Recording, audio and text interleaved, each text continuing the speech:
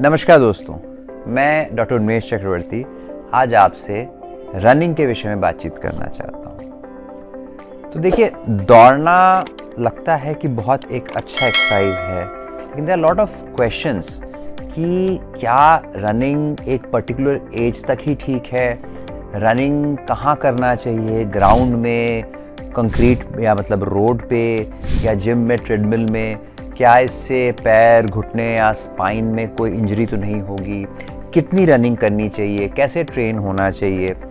और बहुत in thing है कि लॉन्ग रन्स या मैराथन्स लोग करें।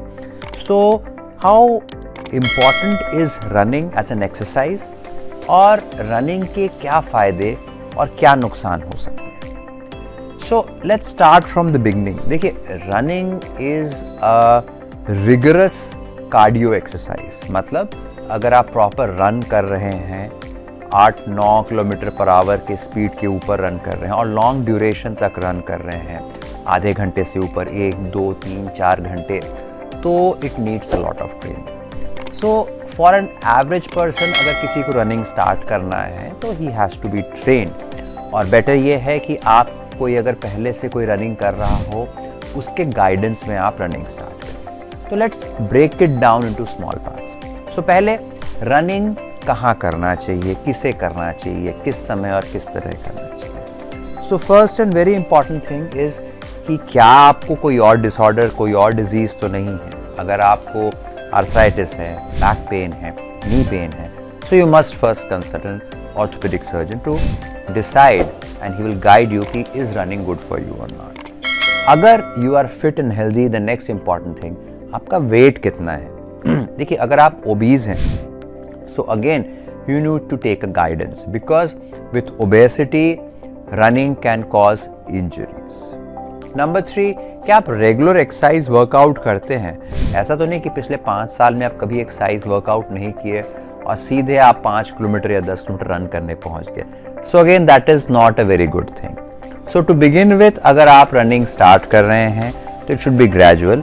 And to begin with, running on a treadmill in the gym is very good, जब तक आप 3-4 किलोमीटर रनिंग रेगुलर बेसिस पे करने लग जाए।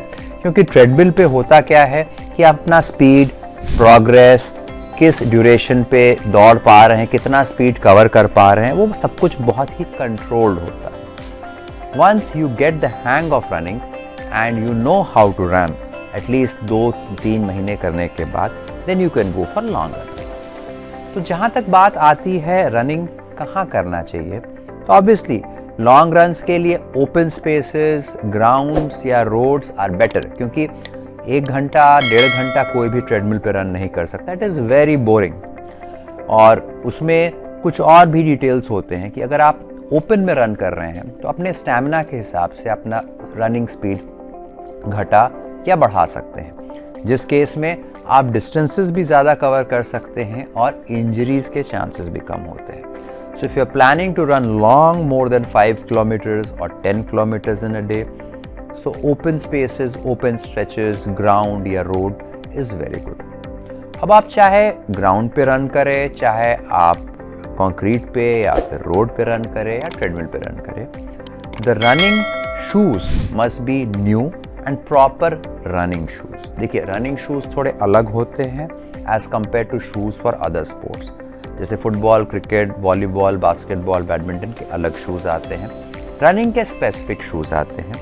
इट ऑल्सो डिपेंड्स आपका पैर कैसा है। जिनको फ्लैट फीट है उन लोग को अलग शूज़ की ज़रूरत होती है, जिनके नॉर्मल फुट कर्व्स हैं उनको अलग शूज़ की ज़रूरत होती है। और इसके विषय में भी कोई आपको ऑर्थोपेडिक सर्जन या फिर फिजियोथेरेपिस्ट या फिर स्पोर्ट्स थेरेपिस्ट आपको गाइड कर सकता है। सो मोटी मोटी बात, नए जूते हो, रनिंग शूज़ हो, उसको पहन के आप रनिंग स्टार्ट कर सकते हैं। अब जो रनिंग होता है, ये रनिंग आपके पैर के ही नहीं, लंग्स, हार्ट के लिए बहुत अच्छी एक्सरसाइजेज है। At a stretch, if you are doing long runs, then you are burning a lot of calories. It's an excellent way to lose weight.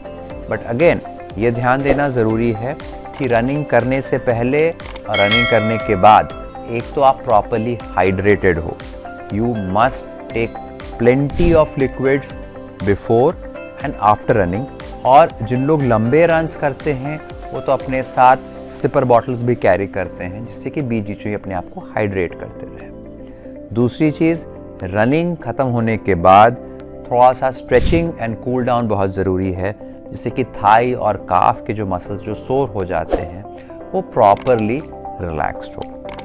And third, very importantly, running ख़त्म होने के बाद within the next half an hour to 45 minutes you must replenish your electrolytes and protein. मतलब आप जो sweat में salts loose कर गए हैं, सोडियम, पोटेशियम, क्लोराइड वगैरह, उसके लिए कोई इलेक्ट्रोलाइट सॉल्यूशन या फ्रूट्स वगैरह लें और प्रोटीन्स लें।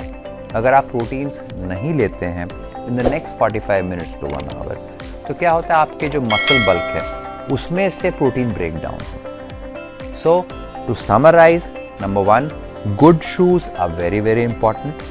Running to begin with can be done on treadmill. Treadmill का एडवांटेज ये है कि रेनी सीजन, एक्सट्रीम हीट या एक्सट्रीम कोल्ड में भी आप इंडोर रन कर सकते हैं। आउटडोर रनिंग इज़ एक्सीलेंट अगर आप लॉन्ग रन्स कर रहे हैं, कि जो फ्रेशनेस होती है, जो ताजगी होती है, नेचर में जो रन करने का मज़ा होता है वो अलग ही होता है। और you have to prepare yourself gradually. ये नहीं कि सीधे आप 5 किलोमीटर और 10 किलोमीटर दौड़े, ग्रेजुअली, जिसे कहते हैं 10% रूल। मतलब हफ्ते में आप 10% अपना डिस्टेंस बढ़ाएं या 10% अपनी स्पीड बढ़ाएं। That is what has to be kept in mind. और फाइनली रनिंग ख़त्म होने के बाद कूल डाउन करना, स्ट्रेचिंग करना और प्रॉपर इलेक्ट्रोलाइट्स और प्रोटीन खाना न भूलें। Have a good run.